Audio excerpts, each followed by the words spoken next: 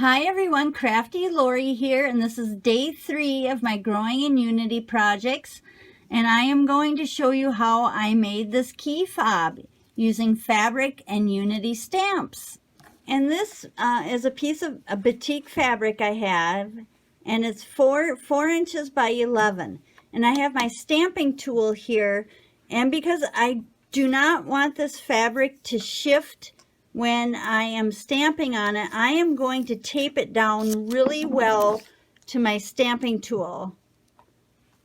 And I can remove this later, but I just need this fabric not to shift. And because I'm stamping on fabric, it can tend to shift a lot, so I just want to tape this down, and I don't want to use the magnets.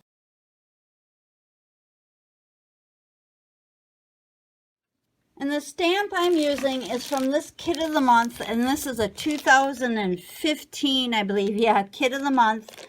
And I am going to use these flowers right here. And there they are. So I want to start up here. I'm going to put them towards the middle because the middle is where the keychain, that's what shows. These pieces get folded in. And there it is. So I'm going to ink it up, and this is Stays On ink, because I want this to be permanent, so I don't want a water-based ink. One more. And that's what's good about the stamping tool, is I can stamp it as many times as I want, and it'll be in the exact same place. All right, that's good. Now I want to move the stamp up. So I'll just place it where I think I want it.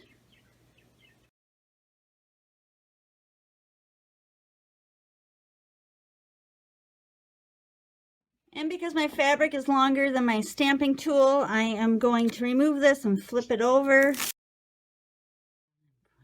this where I want it.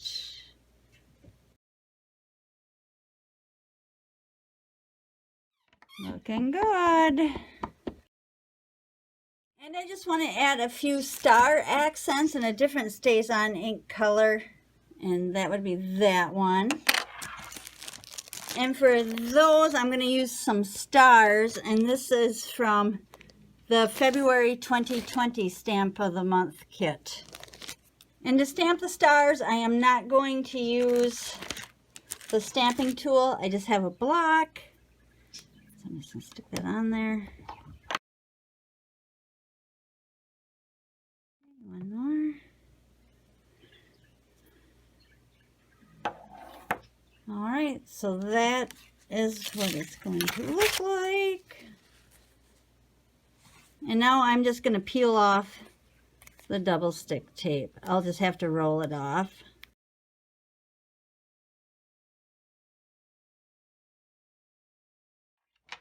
I'm going to take this over to my ironing board, and I'm going to iron it, and that'll help set the ink. And to iron it, I have my power press. I'm just going to use a piece of computer paper over the top. Then I'm going to set the timer for 10 seconds. And it's at 3:20.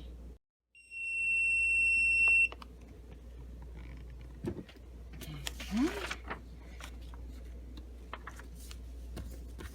And I want to add some interfacing.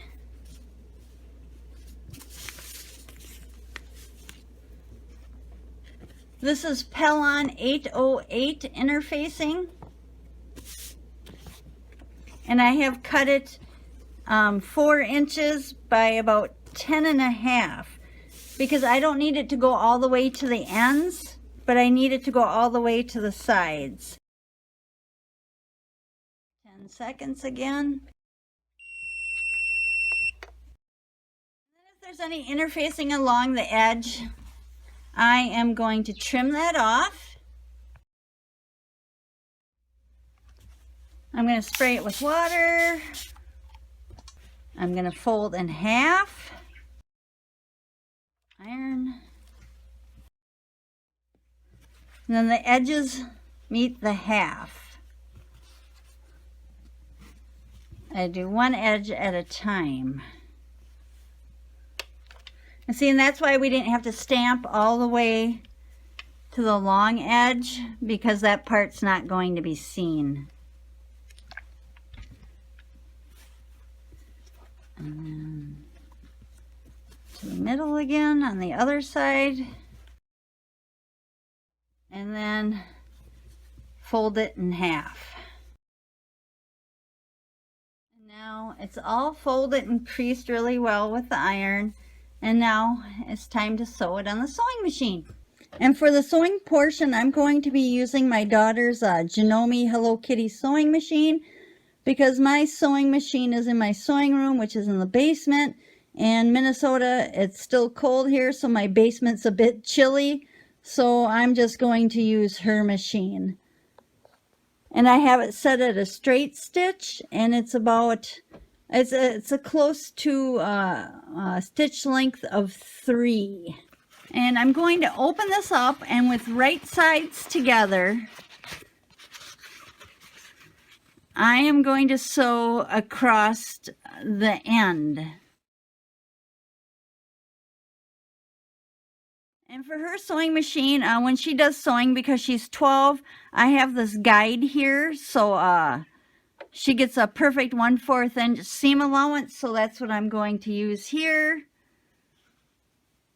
And I'm just going to do a straight stitch. Now on the end, I will back stitch a little bit. And now I'm just going to trim the seam a little bit. And then I'm going to refold this the way it was. It takes a little work because this is some really stiff interfacing. There we go. So now I'm just going to top stitch these edges.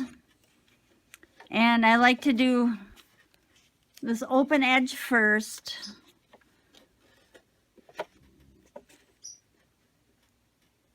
And this one is going to be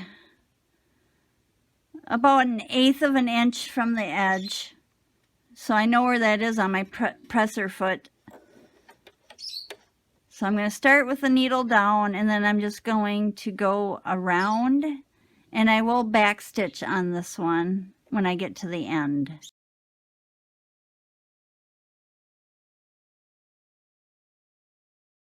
And then I'll do the same to the other long side. This is the folded edge.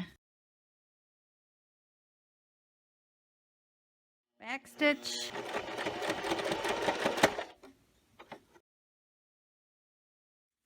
And now it's time to put the end on, the keychain end. So now I'm going to put the keychain part on the strap, and I'm going to make sure that I have the part that I joined together, that's going to be at the bottom. And I have this handy dandy device.